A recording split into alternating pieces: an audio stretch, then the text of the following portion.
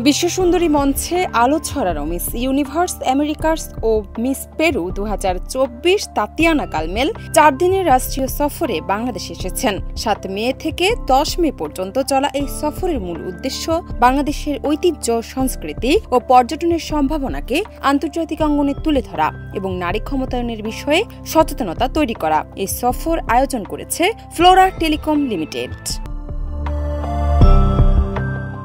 Tatiana কালমেল এই সফরের অংশ হিসেবে নানা কর্মসূচিতে অংশ নেবেন। এরই অংশ হিসেবে প্যান প্যাসিফিক সোনারগাঁও হোটেলের পদ্মা হলে একটি প্রেস কনফারেন্স অনুষ্ঠিত হয়েছে, যেখানে দুটি গুরুত্বপূর্ণ ঘোষণা দেওয়া হয়। 2025 সালের জুলাই মাসে মিস ইউনিভার্স বাংলাদেশ প্রতিযোগিতার আনুষ্ঠানিক ঘোষণা এবং নতুন miss universe skin care products এর উদ্বোধন।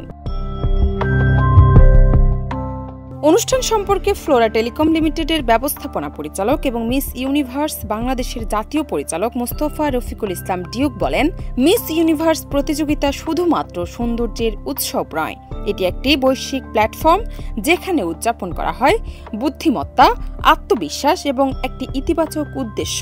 তাতিয়ানা কালমেলের মতো একজন অনুপ্রেরণাদায়ী নারীর বাংলাদেশ সফর নিঃসন্দেহে আমাদের জন্য গর্বের বিষয়। জান্নাত নিপু, দেশ রূপান্তর।